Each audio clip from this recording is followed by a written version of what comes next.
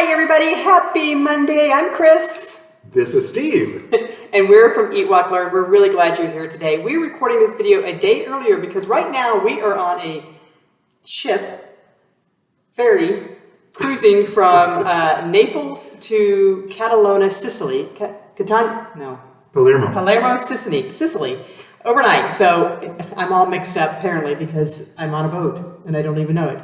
Anyway.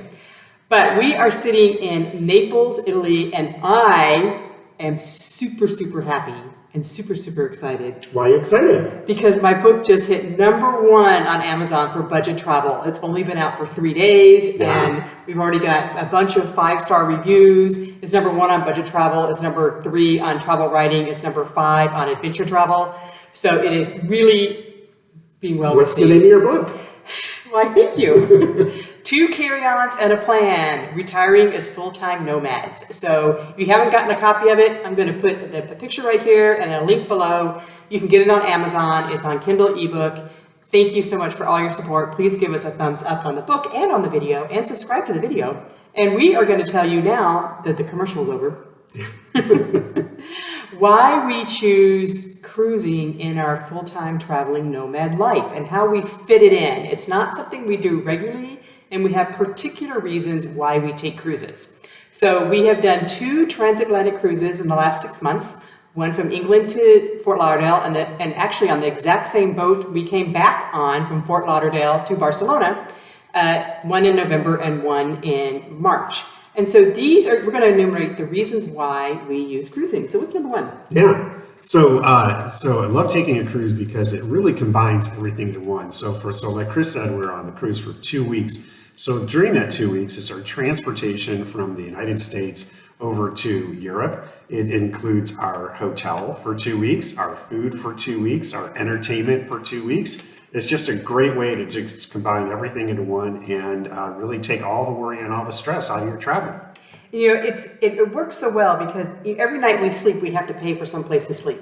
So if we can somehow get a price on a cruise that is inclusively less than what it would cost for that amount of days that we're living, it really makes sense. So we try to do about $100 a night total per person. So if we can get a cruise for the 2 of us that costs about $100 a night, we do that. So that usually involves inside rooms only. There's no reason for us to get anything besides an inside room because we're never in the room. And when we're in the room, we're sleeping. And it's nice to have an inside room to sleep because it's dark and it's quiet.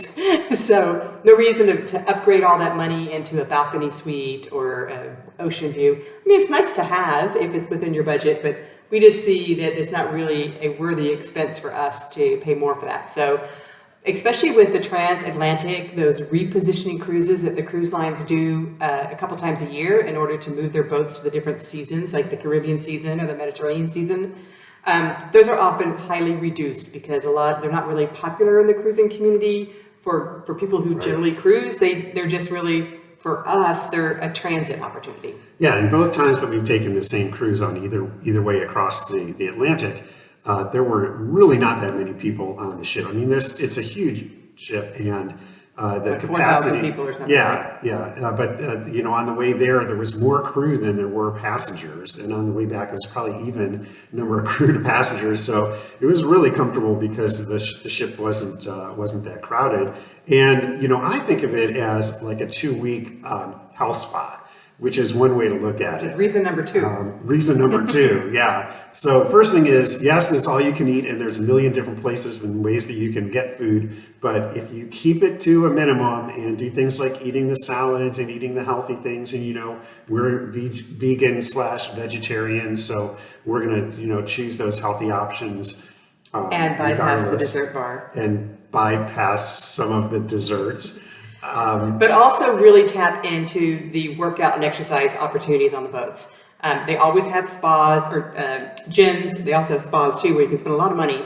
But they have gyms and regularly have classes and workout machines and so on they can do. Some of the classes you have to pay for, some of them are free. It doesn't matter. The gyms are usually 24/7. There's really no reason why you shouldn't be able to get to the gym. Use the gym, use the treadmills, do the yoga classes, whatever. And then also use reason number 3 we try to fit, or actually I guess this is number 2B, is use the stairs on the boat. Yeah. Don't use those elevators, use the stairs. It's 10 flights up and down between your room and the cafeteria or wherever, so. And not only the stairs, it's easy to get 10,000 steps in when you're on a large ship, just walking, around and just getting from one place to the other on the ship, all day long. You think that you're just sitting still all day, but you're really not. And I also took advantage of the running track and actually did some running, and you could, go to different places and just, running around the ship and running around outside. And then there's different stations outside that there's workout gyms outside too, so you can incorporate your walking and your running with working out at the same time. So there's really no excuse to gain weight on a cruise. Yeah, but in the category of health, there's time to meditate. And which is, just a great opportunity. We tend to, we're always on the move and always moving. Even though we slow travel, we're still moving. Right. So, take the time to relax and meditate, sit out in the sun. There's hot tubs on the ship. So you can really just go from one thing to the next in your health club routine, if that's how you want to use it. So reason number 3 we like to cruise is it's easy that even though most of the transatlantic cruises that you have like a 14-day cruise and about 7 or 8 of those are sea days and the other days are port days. So it's not really a port heavy cruise, but what's nice is you do get a chance to see some ports. And for us, we probably wouldn't go those areas if we weren't on a cruise. So going back and forth across the Atlantic, we've been to quite some interesting places.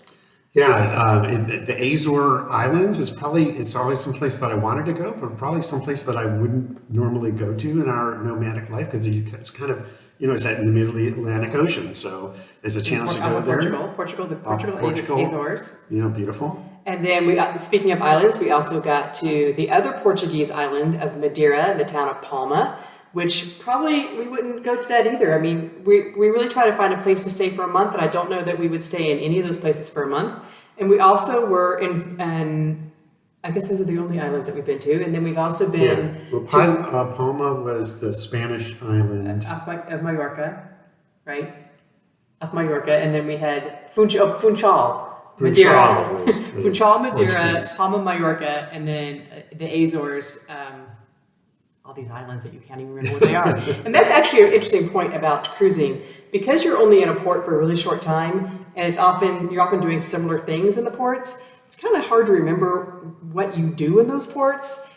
And we want to make sure in our travel life and the places that we go to that we're really engaged and we're remembering things and meeting people.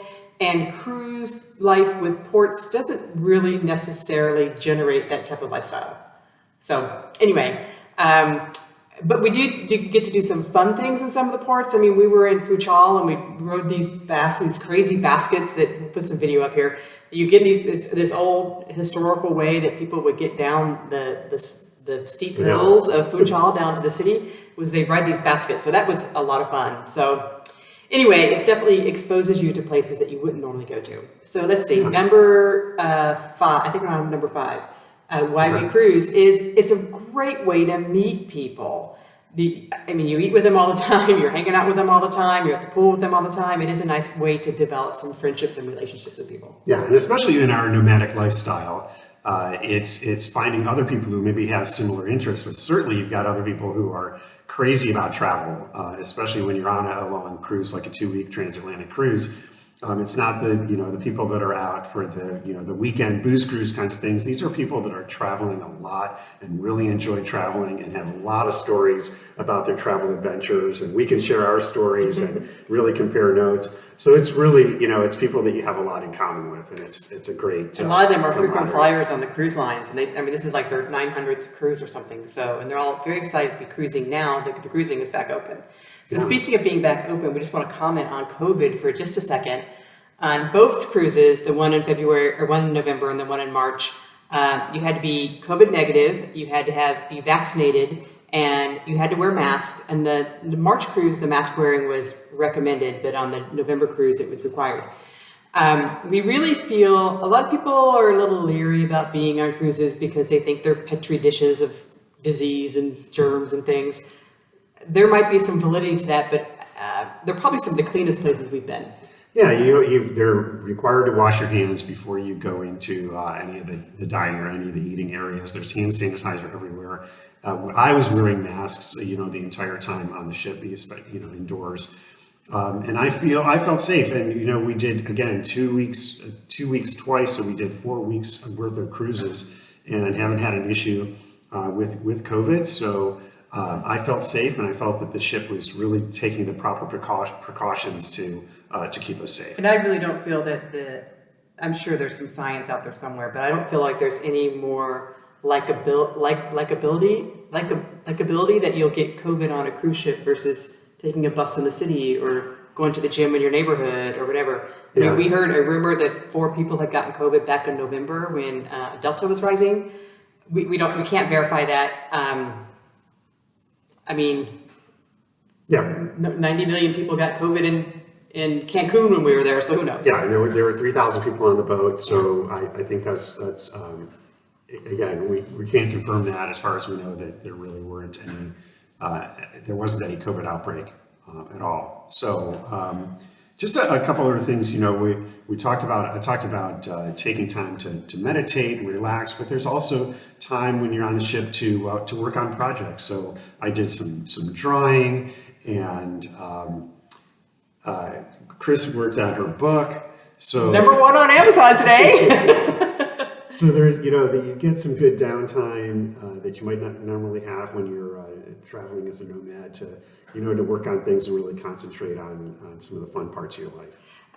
What's a pro and a con, especially on the transatlantic cruises, is that the internet just doesn't work. No matter what the cruise lines try to tell you and try to sell you, it doesn't work. So you have about 5 or 6 days of no internet access, and it's nice. It's hard to get used to, but it's nice. It's tough. Yeah. It's tough at first, and then you realize that, I'm picking up my phone. I don't know why I just picked up my phone, because there's nothing. It's I can tell the time and listen to music, and that's about it. Yeah. And play games, but that's the only reason. But it does make you, when you get into the port, you're like, right on your phone, for the first half an hour while you're in port, trying to catch up on things. But it is nice, and it's nice not to have that distraction as you're concentrating on your projects and getting the things done that have probably been on your to-do list for quite a while. Yeah. And then I think the last reason why we like to cruise for these long distance cruises is there's no jet lag per se.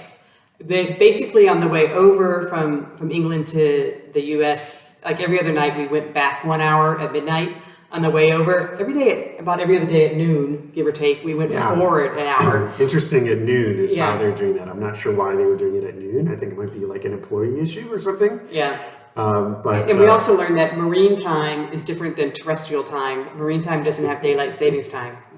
So anyway. You just can't. You just have to pay attention to what the captain says and what's. Yeah, because your watches and your phones won't be syncing because there's no internet. Yeah. So pay attention to what time it is, and you'll be okay and not miss that important pickleball tournament on the cruise boat.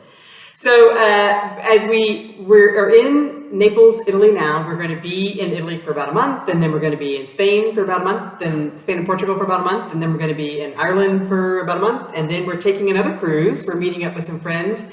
We found a killer deal. Another reason to do cruising is if you can find something for less than $100 per couple, that's a deal. So we got a really good deal to do the British Isles. I think it was 10 days, all inclusive, for $800 for the two of us, because that included all the port taxes and everything. Anyway, and then we are going to do another repositioning cruise. This is a doozy. In November, we are going from Venice, Italy to Cape Town, South Africa. So we're crossing the equator, and it's going to be really exciting, but we'll talk about that much later. Yeah, but just another example. That's November. Yeah. We got a lot of time to talk about it. Yeah. So anyway, if you've got questions about cruising, or if you're thinking about using cruising in your nomadic life, how are you doing it? Where are you going? What are you doing? What questions do you have for us? Or would you never do cruising ever? Some people are like, no cruises for me. We want to hear your feedback on cruising.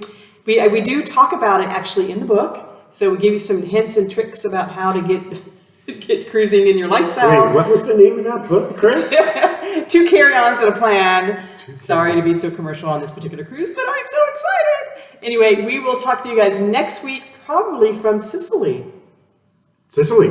If you have any suggestions for what to do to Sicily, put those down below. Talk to you guys later.